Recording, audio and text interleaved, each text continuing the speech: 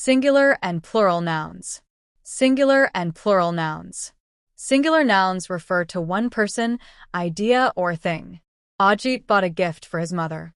Plural nouns refer to more than one person, idea, or thing. Ajit bought many gifts for his sister. There are several ways to form plurals of singular nouns. 1. We add s to make some nouns plural. Chair, chairs, picture, pictures. 2. If a noun ends in s, ss, x, sh, or ch, we add es to form the plural. Bus, buses, box, boxes, church, churches. Loss, losses, wish, wishes. 3. If a noun ends in y and there is a consonant before the y, we drop the y and add is. Baby, babies, lady, ladies. 4. If a noun ends in y and there is a vowel before the y, add s. Boy, boys, toy, toys.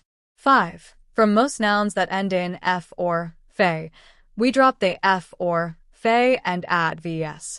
Knife, knives, leaf, leaves.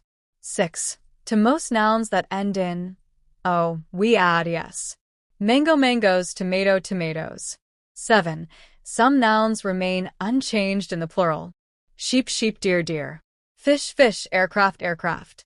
8. Some nouns change in an irregular manner. Ox, oxen, foot, feet. 9. There are some nouns that are always plural. Scissors, trousers, clothes. 10. Sometimes the plural is formed by adding s to the main word in a compound word. Son-in-law, sons-in-law, sister-in-law, sisters-in-law.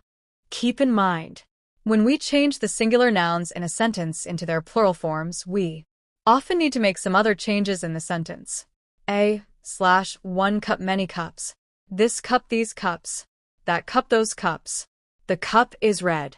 The cups are red. The cup was broken. The cups were broken. The cup has a handle. The cups have handles. His, her, / its cup, their cups.